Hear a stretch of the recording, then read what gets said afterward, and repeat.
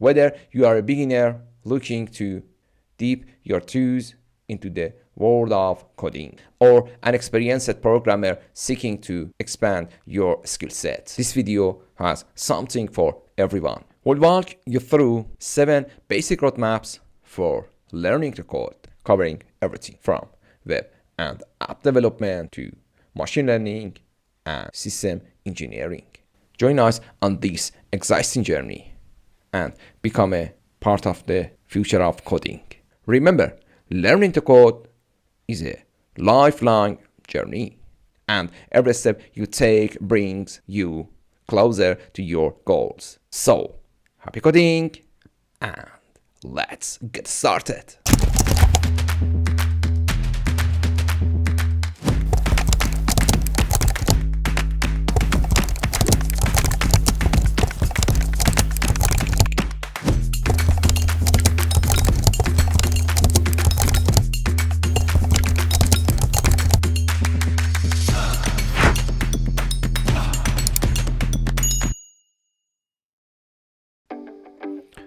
A problems from computer use feeling alone and hearing well and back pain. If this sounds good, you might like being a programmer. But who does a beginner start to learn coding? The answer is simple. You need to spend many hours looking at the computer screen and typing until you create smooth, interesting. Learning to code was the best things I did for my career, and it didn't cost me anything thanks to free resource online. You don't need to be very smart, but you do need to work hard and spend the time needed to learn the skill. But what should you spend your time on? Where do you start? Sadly, there is no guaranteed step-by-step program. Every coder needs to find their one path and overcome their one challenge. In this video, we'll share 7 different paths to give you an idea of where to start depending on what you want to do with coding. It's important that you find a project that excites you, something to keep you motivated through the frustrating process of learning a new skill. But now you can do cooler things like build game, IoT device, web, mobile, and desk apps, machine learning, and data analysis. If I had to learn coding from scratch today, here's how I would do it. Let's start with web development. Maybe you want to build the next big social media site. Web development may be the hardest path because there are many different ways to do it. But in simple terms, here's what you need to do. Download an editor like VS Code, create HTML file, and learn how a website is structured. Now create a CSS file and try to make that structure look good with some custom styles. Next, you will need learn some JavaScript to make the website interact. The crazy thing though is that most people don't use JavaScript by itself, but instead use a front-end framework to build a UI. If your goal is to get a job, learn React because it's the most popular. But if you want to enjoy yourself, you may look into the Svelte or Vue instead. That take care of the front end. But to build an app, you also need a backend. The easiest way to do that is to use a backend as a service like Firebase, Back4App, or Supabase. That will give you user authentication, a database, and file uploads with minimal effort. But you will also likely need one custom server side code. And confusedly, the easiest way to do that is with a serverless platform. You need to learn some Node.js and understand how HTTP and APIs work on the internet. Then you can bring in a framework that match your front-end framework like Next, SvelteKit, or Nux, which can put everything you need together in one package. And with that, we have a basic roadmap for web development. But there are many different paths you could take along the way.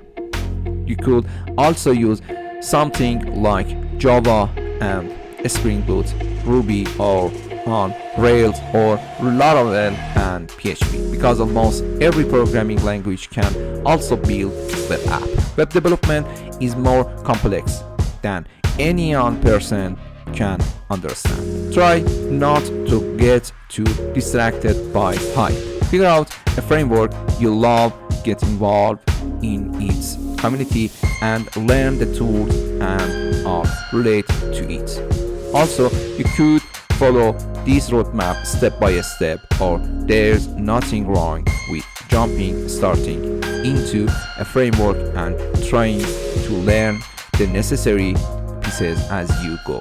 In fact, I kind of prefer the latter chaotic approach myself. The web is the ultimate platform, but some applications are just better suited for mobile. If you want to build a mobile app on iOS or Android, you can build the highest quality app by learning how to use their decided. For iOS, you will need a Mac and download Xcode. Then learn the Swift programming language. For Android, you download Android Studio, then learn Java or Kotlin. Most mobile apps also need a backend, and tools like Firebase or AWS Amplify are a great place to start. Compared to web development, the path here is less complex. But if you want to build an app for both iOS and Android, you will have to learn two different languages and platforms. Alternatively, you can learn a cross-platform framework such as Flutter with Dart, React Native with JavaScript, or Microsoft.NET framework with C# to build apps for both iOS and Android from a single code base. Maybe you want a desktop app. You can build macOS apps with Swift, or use Swift to build Windows apps. You can use .NET to build Windows apps and .NET MAUI to build macOS app. Or maybe you want to build Linux apps. For that, there is a toolkit called GTK that can build native Linux apps in different languages. Or maybe you want to target all there at the same time. Framework like Electron, Here's Theory lets you build desktop app using JavaScript that's run on any platform. If you already know some web development, this can be great tools. You will want to choose the platform you're most comfortable with and start building apps for that platform with its preferred. App development can something feel like you're building something that will never be used by a real person. But another path you might take is hardware. Maybe you want to build an IoT device, a robot, or flamethrower synchronized to your guitar playing. For this path, you can start building things with a Raspberry Pi, a small computer where you can start learning the basics of the Linux operating system. Once you have it up and run, you can then start learning the Python programming language, which is the most popular language for beginners because it's easy to learn and can do almost anything. On Raspberry Pi, you can connect a breadboard to build circuits that control their behavior with your Python code. Or another option is to buy an Arduino, which has a microcontroller that can be programmed with its own C-like language. There is a lot to learn about circuits and networking before you connect your IoT device to the cloud. At the point, you will need to learn some backend development and protocols like MQTT to pass messages between your device. Another great place to start learning to code is by building a game. Modern frameworks like Unity and Godot make it possible for anyone to develop a great game independently. Both frameworks provide an integrated development environment where you can drag and drop different game elements, then change their behavior with code. Both game engines use the C# programming language, but Godot also has its own language that's easier for beginners. There is a lot to learn about game physics and 3D modeling, with topics like shaders, mesh, ray tracking, and so on. Almost everything you need to learn is contained within the game engine, but there is also a huge ecosystem of third-party assets that you can use in your own code, so you are not doing everything from scratch. As you gain more experience, you may then check out Unreal Engine, which uses the C++ language. It's more challenge for beginners, but is the many top-tier AA, 3A games use the engine. One of the most exciting fields right now is machine learning, where you can build artificial intelligence. Machine learning is tricky because you need a lot of data first. The best way to get a start is to participate in data science competitions on Kaggle. Here, you can analyze real-world data with other data scientists. If you are really good, you can actually win a lot of money. You will need to learn a language designed for scientific computing. The most common options are Julia, R, and of course Python.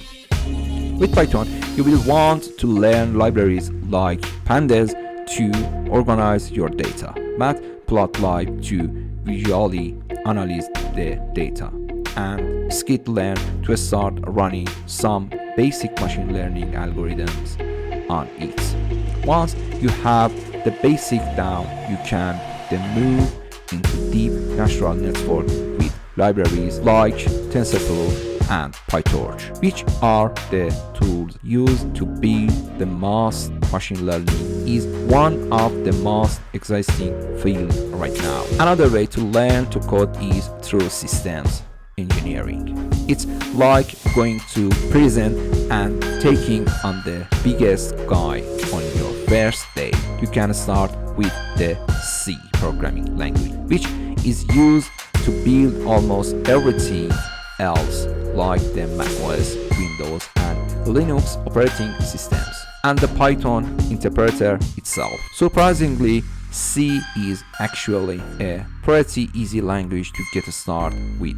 You will need to learn a lot about data structures like lists or dictionaries that you may take for granted in Python. You will need to understand how low-level memory management works and how to implement algorithms that most people only stay for interviews. It's a trial by fire that will make you the most badass coder in prison. In reality, if you go this route, you will most likely just get your ass kicked. But I think every developer should try out prison just a little bit. I will make you a stronger, humbler, and more well-rounded developer. If you really do enjoy system engineering, you might learn a language like Rust or C++. We have 7 basic roadmap for learning to code in 2024. There are other skills that are universal to almost every one of these paths. You want to learn Git and GitHub for version control, learn Linux and Bash for shell scripting, and now a thing or two about networking, like how HTTP and DNS work and how APIs are built on top of them. Learning to code can be overwhelming. What you want to do is try to get really good at one thing. It may take years to get there, but if you do it, you will likely have an awesome job for the rest of your life. Learning to code is a lifelong journey. There is not final destination, and it can be extremely frustrating and painful. But the reward for suffering is experience, is what makes you money. Thanks for watching, and I will see you in the next one.